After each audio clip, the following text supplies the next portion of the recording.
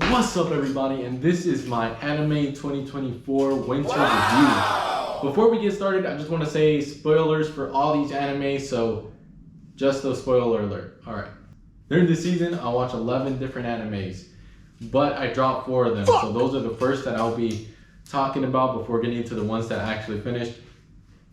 I gave this one only 1 episode, and then I just stopped watching. Mentalic Rogue. So this one I did watch for 1 episode, but it was hard for me to follow along with the story. I couldn't tell if like the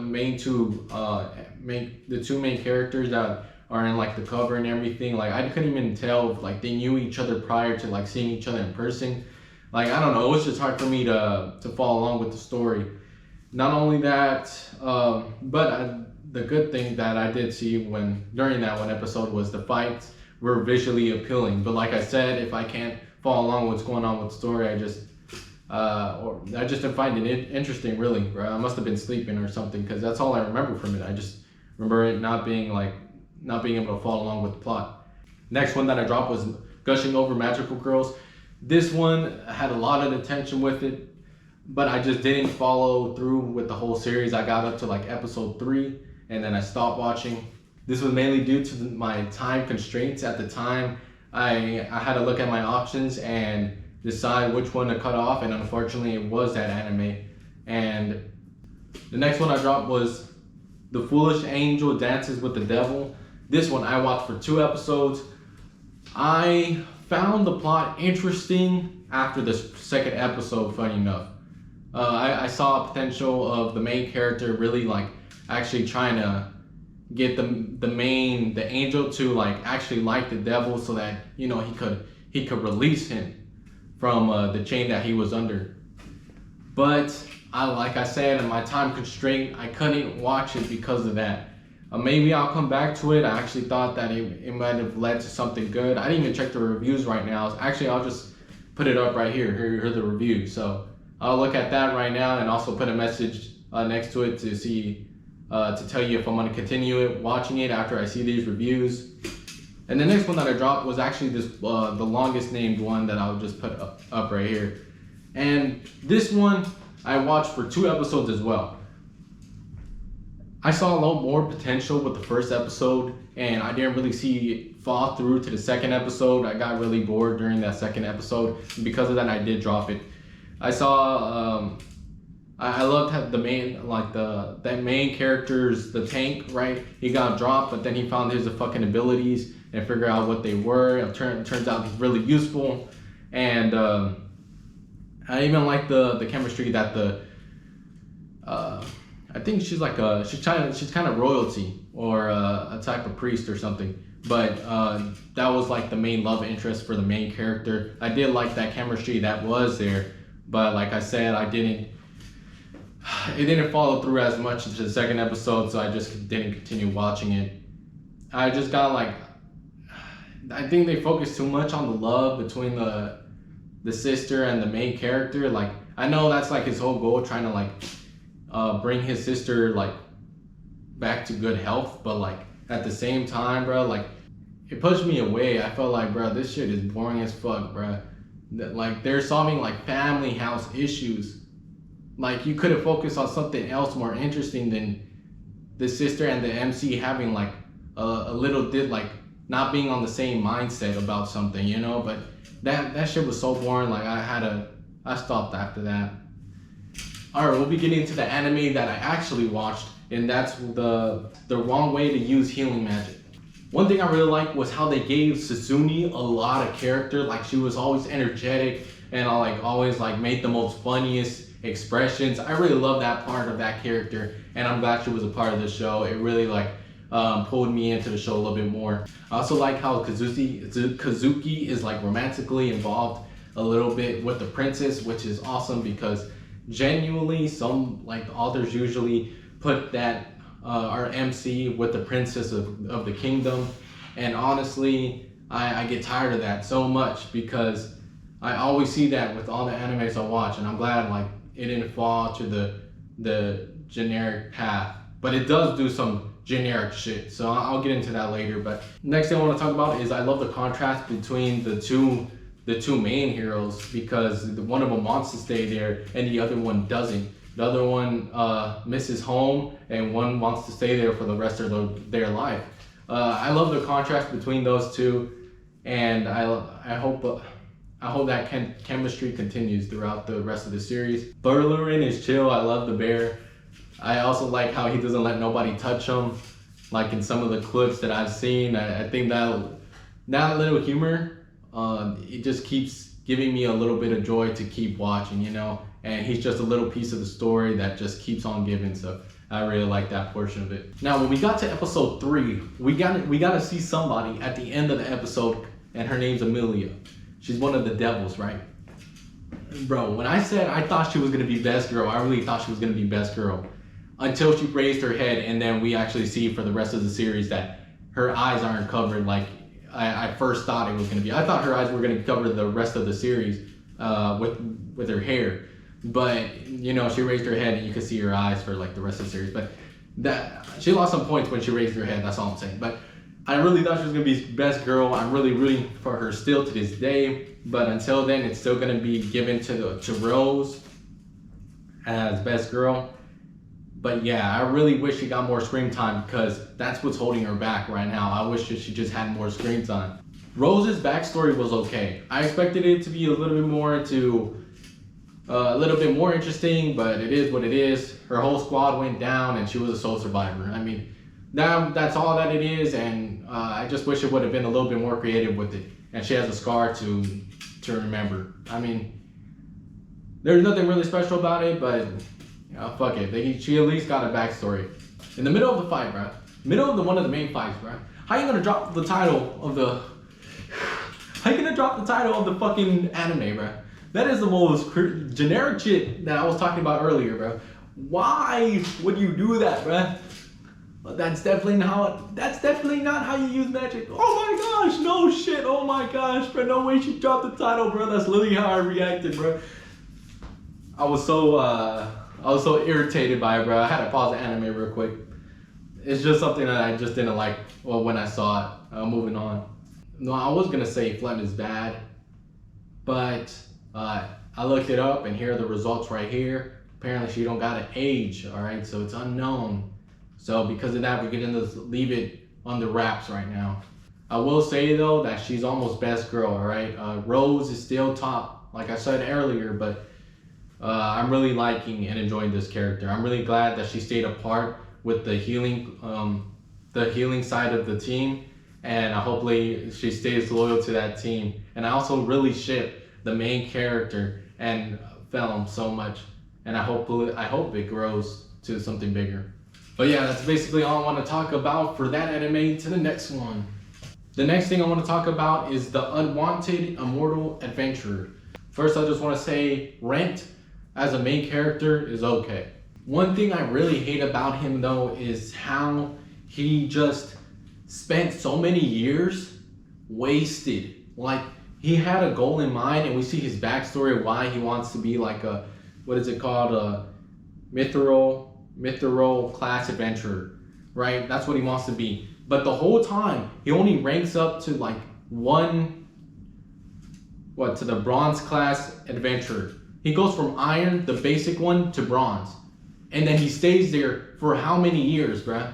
Like, he doesn't progress at all towards his goal. And all of a sudden he gets a power up and he's like, oh yeah, I'm ready to go after my goal again. You know what I'm saying? Like, when you wasted so much years, like, I hated that, bro. It made me think like this dude really was wasting his time before the anime, like not doing shit to reach his goal. But all of a sudden he wants to fucking progress towards it. You know what I'm saying? I don't know. That shit irritated me a little bit. I like the plot of it though. I like how you have to climb the evolution of the undead from, like, you know, first it's a skeleton and then you get to the ghoul as we saw. I thought that like evolution was really cool. I like the little tree that we're following right now. And you know, by the end of the series we get that lesser vampire. That was also really cool. I really like that part. Lorraine is bad, but her character is so bland, bro. Like, she's like the most, like, I don't know, bro. Like, her dialogue was so plain, bro. Like, I literally had no, like, I can't see her best girl because she's so boring, bruh. Like, she's just bad. That's all she is, bruh. Unfortunately. Shiela is like the the guild clerk, my bad. And she's okay. She's really just giving Rand like a helping hand because she knows how like good he is. Yeah, but she was like okay in my opinion. The mysterious woman was also really like interesting factor. One of the main like power-ups that he gets, it gives him the overpowered map and the overpowered cloak. So and she was really like, oh, I don't know, I was stunned when she took off that cloak, you know what I mean? I got a clip right here, I know that it got loaded, so truly unexpected. And I really wish that we do see her later on in the story. I know that Ren is still looking for her, so that's what kind of makes me intrigued and waiting, like continue watching so I can see what if he does find her to ask all these questions and get more answers, because honestly she's like a complete mystery and she might have answers for his like situation, you know. Isaac and Laura were like another one big portion of the side quest that he did. Like the other side quests besides like the one I just mentioned and this one are like boring and they don't have a big factor into the story. You know what I'm saying? But Isaac and Laura, like they show him like all the goodies he has after, you know, he gets to the maze and everything, and then we fucking see like all the shit he could get, and then we see he fucking ends up getting a fucking drone, bruh. That shit had me dead, bruh. I'm like, you could have gotten all this magical shit and you got a drone, bruh. And in this clip, bruh, it looks like such a fucking toy, bruh. Like, for what tactical reason are you gonna use this shit, bruh? It's the most slowest shit, bruh, and it's the most noisiest shit ever. Like, I don't see like a lot of situations where you could use this shit. Okay, that pissed me off, right? Because that's some really goofy stuff. But at least he got a second item, which was the vampire blood, which eventually evolved him. So I at least am happy that we got to see that, because it made like the last 2 episodes of the series interesting. So I was able to finish it, because otherwise, like, I don't know, bro, like shit was getting boring. Also, it's also cool how he gets stronger and use like divinity and like all these, like he can combine all these like types of attritions and like could use them to like a very like strong attack and shit. I thought that was cool too. But yeah, that was basically it for that anime. Next is solo leveling. What I have to say about this show is that, you know, the main character Jinwoo, you know, his main goals are just like his sister and getting his mom back to health, right? It's understandable, pretty like standard stuff, I'd say. But I will say what's different about this show is how it starts off. It starts off really great. I love the little puzzles that they have to go through to get out of the little game that they're in when they first entered the dungeon. So that part was really like exciting to watch. I really love that part. Joey is a very enjoyable character. I really liked her presence inside the series because she really did like support our main character a lot, unlike anybody else besides the sister of the main character. It's unfortunate that she retired because of how traumatized she fucking was from the battle that they went through, but it is what it is. I hope we can still get to see her at some point, but it looks like she's out of the game. The boss battles and the betrayal fighting was like really awesome. I really loved that portion of the show. I mean, most people watching this are waiting for the action portion, right? And it really delivers on that side. So that's what I'm talking about there. I just really love how much it showed when it came to that action, because it really did stood its place on that portion. The necromancer job that he got, I thought that was a pretty interesting job he got. I was a little mad that he fucking said no at the start, but I mean the game forced him kind of to keep it anyways. So I'm really happy about that. Yeah, but I'm more excited than the show than anything, especially since we know it's getting a season 2 announced already. I just wonder if how all these other S rank characters we react to him as he shows himself slowly throughout the series. So yeah, that's all really all to say for the series. Next up is Hokkaido Girls Are Super Adorable. The rom-com of the season gave us 3 main options. when it came to the different girls that were interacting with the main character. Personally, I didn't like none of them. I already told you guys this in like previous episode, but the best girl was Mia, and the image is right here. So I really wished I had more to see with interactions with her, but it is what it is. But you know, the three main options were, you know, the beauty queen one, the gamer, and the foreign smart one. So those were really the three options that I get. You know, with these rom-coms, you get the typical misunderstanding situations. Some of them really like, I don't know, I just kind of got mad because like, how would you even see yourself using those vocabulary in that situation? Like when they were stuck in the igloo and he said, I gotta pull out. Who the fuck says that while they're in the igloo, bro? I don't know. I know it's like anime and shit, bro, but like realistically, I can't even see that. Like I can't see it in my head. I can't see somebody saying I'm gonna pull out when they're referring to them getting out of igloo. It doesn't make no fucking sense to me. It's still to this day, bro, that part like it left me like scratching my head a bit. But I know it's just anime, but whatever. Moving on. I think the Valentine chocolate stuff for Minami was really sad. What occurred to her when she lost all her like chocolate and stuff, and some people weren't being grateful when they weren't homemade, and that part like actually like made me be on her side a little bit for a time. And then something happens when I'm gonna get into, and it fucking pissed me off like crazy. The foreigner smart one, bruh, when she rubbed up on the MC for like the cultured like attire that he had, I kind of got like, oh man, I got jealous, bro. I was like, bruh, how come this shit can't happen in real life, bro? Like if I wore like my Mexican culture in like just being outside, bro, I wish somebody would come up and rub up on me like that, bro. Like, oh my gosh, bro. It's just a dream, bro. It just couldn't be me. Moving on. Okay, so I really like the part where they talked about when they went on this date to this park called Higashi Mokoto, and I'm just gonna put the rest of the words up there because I can't say that shit. But it's actually a place, and I was like, I never seen it before, and it's just like really cool that it was mentioned, because like I didn't even know this place existed beforehand, but now I do. And yeah, it's just really like cool in real life thing that is there. But after that part is where I really got pissed off, because after that they couldn't get a ride back home. They went to a hotel. That's where they got a place at, and you know they were supposed to stay there the night, bro. But the MC went to sleep, and then as soon as he went to sleep, and Minami came out the shower, bro, saw him asleep, bro, talked to him on the bed for a little bit while he was asleep, and then she fucking dipped on him in the middle of the night and left the fucking letter on the fucking table for him. I hate that shit, bro. How you gonna leave somebody by themselves to wake up in the morning to themselves, bro? That's so shitty. That's so shit. It gave me flashbacks, bro. I literally got PTSD from like Rudius and Eris, bro. I got same things correlated. I hate it so much. And then you fucking left a fucking hairpin, and that's supposed to tell him everything that, oh, I want you to meet me at the airport and tell me my final goodbye before I actually leave. And I was like, what are you expecting this hairpin to tell this dude, right? Like, it pissed me off so much, bruh. Like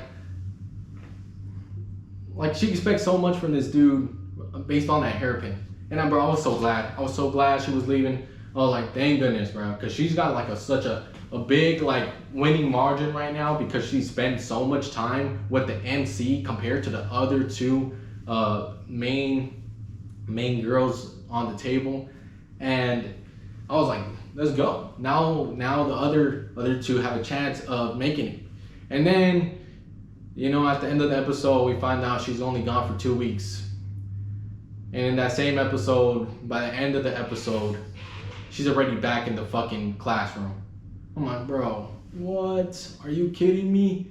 Like, I really thought these other girls would have a chance to like probably be like best girl for him or something, like actually have a fighting chance. But nah, bro, she's literally there the whole fucking time, bro.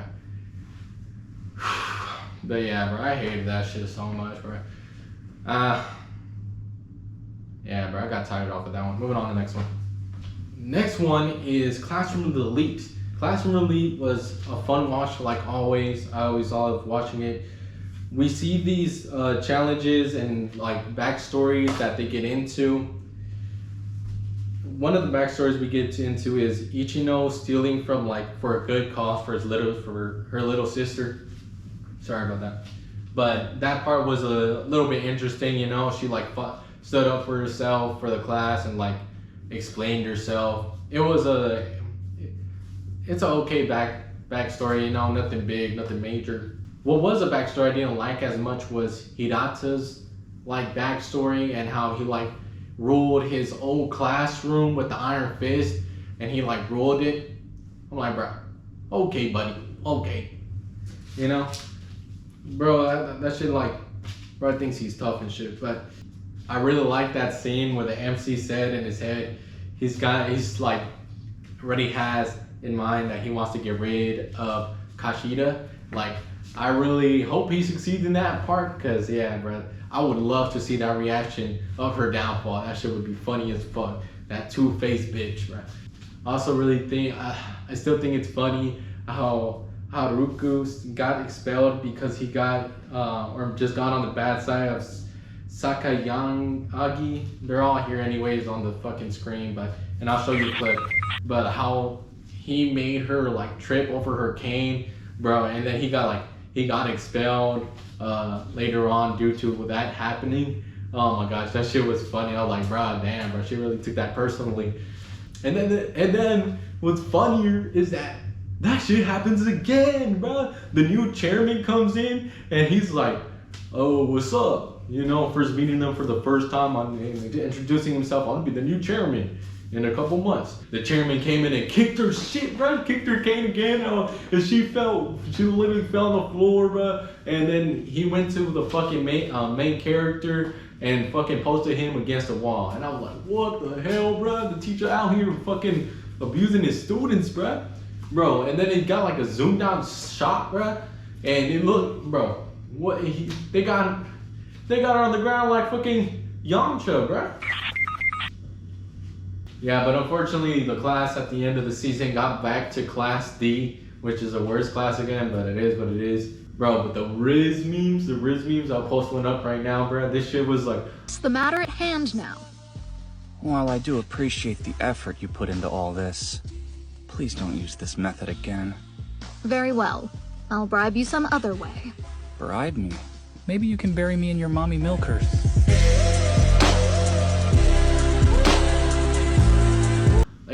Bro, that shit was funny throughout the whole season. This shit was getting aired. Like, there was new memes and like new voiceovers of this type of shit right here. Bro, that shit was so funny. Kyo was best girl, but it was funny seeing her getting jealous over Hiyori. And here's the image of her. There's that white-haired chick. But it doesn't matter in the end because, you know, they fucking started dating at the end. Which is, honestly, I think is a good spot to end the season in that spot. Of course, he doesn't really see it as a big romantic thing, which is the best part. He just sees it as a learning experience. So yeah, that's basically all I have to say for that. On to the next one. Bro, I don't think I've talked more in the fucking video than this one right here, bro. So Chain Soldier, the next one. For the most part, this show was good, alright? I really enjoyed it. But there's some things that I don't like. Like the fucking fact that the MC is a fucking pushover. I hate it so much. I hate all these new fucking ecchi like animes and the main character is always a fucking pushover, bro. Always nervous about shit, bro. I love like what I grew up on, bro. High School DxD, bro. Fucking Issei.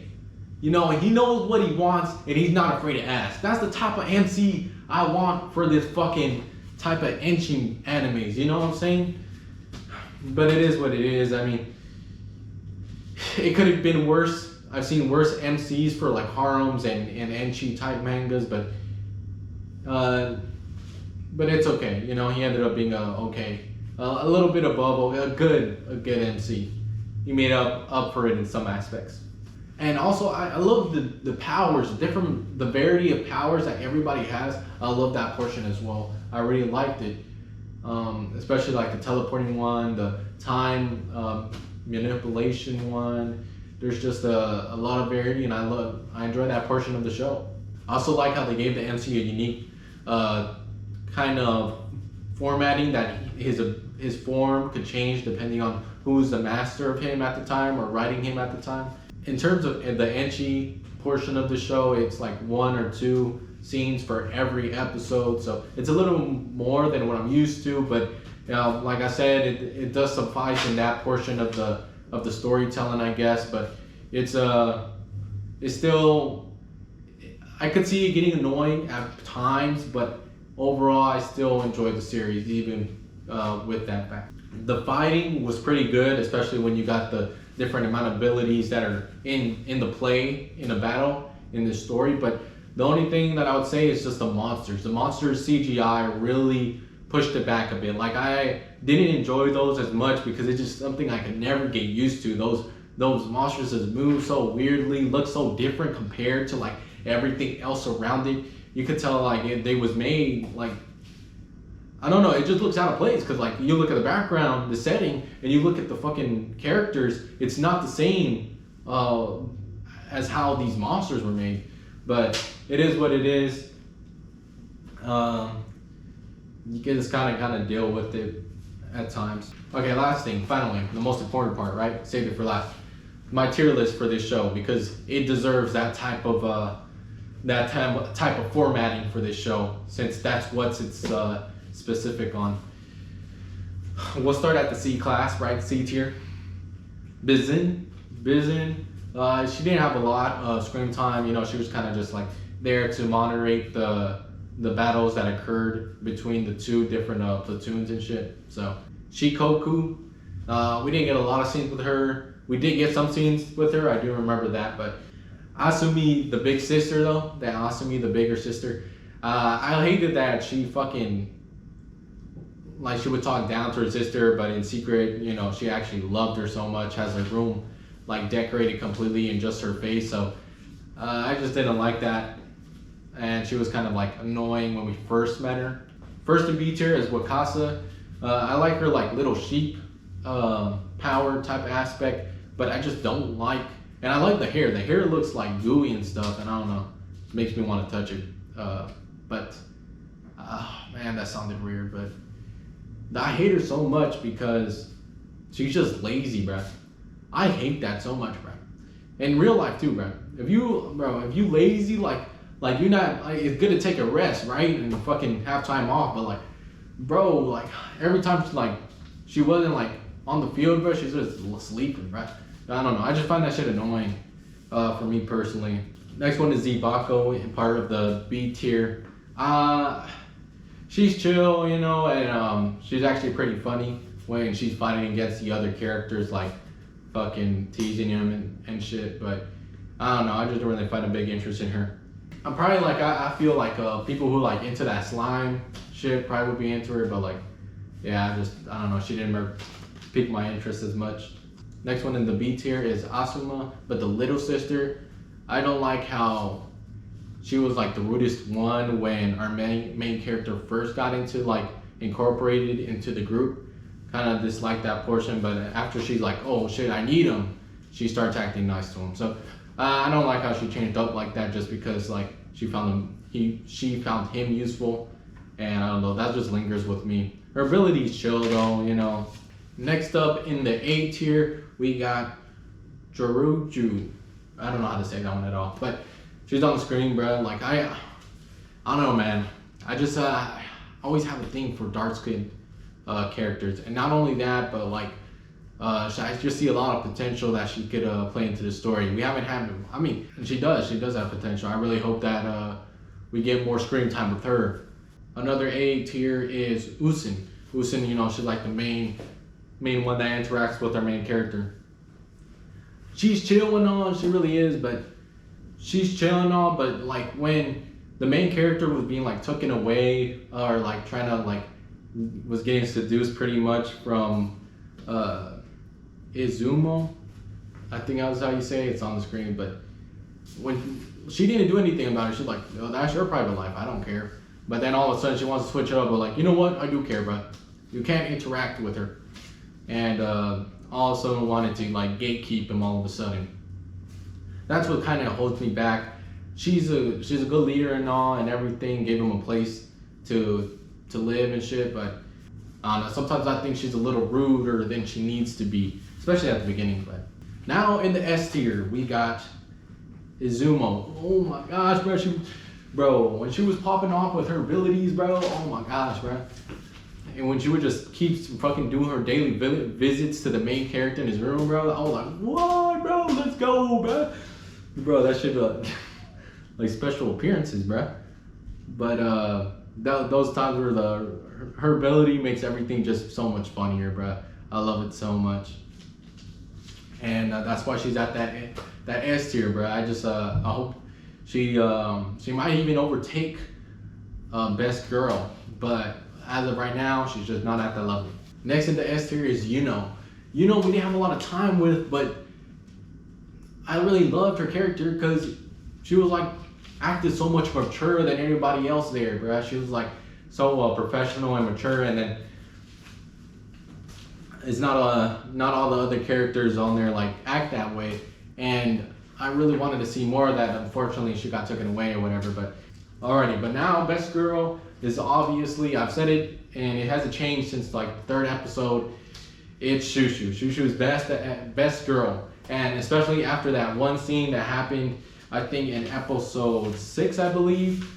Yeah, that was like one of the best episodes, especially since I saw my girl winning that top tier spot. She is, I'm gonna stay loyal to it. As of right now, Shushu is just the top position right now. I love how she literally called dibs on this dude, bruh. Everybody else is jumping on the bandwagon. Her ability makes things just so much more funnier as well. And not only that, but she has like the funniest reactions too. Like she makes me laugh the most, probably out of all these other characters. And yeah, that's all I gotta say for that anime. And that's pretty much it. That covers everything. Oh, I almost messed up. Free Ring, I did watch and completed. Amazing, amazing, amazing anime. But I already made a video on the review, basically on it. So if you want to see the review on that one, you can just go on to that video. That video pretty much sums up how good it was. So yeah, just check out that video if you want to see the Free Ring review. And yeah, thank you for watching. That was a very long video, a lot to talk about.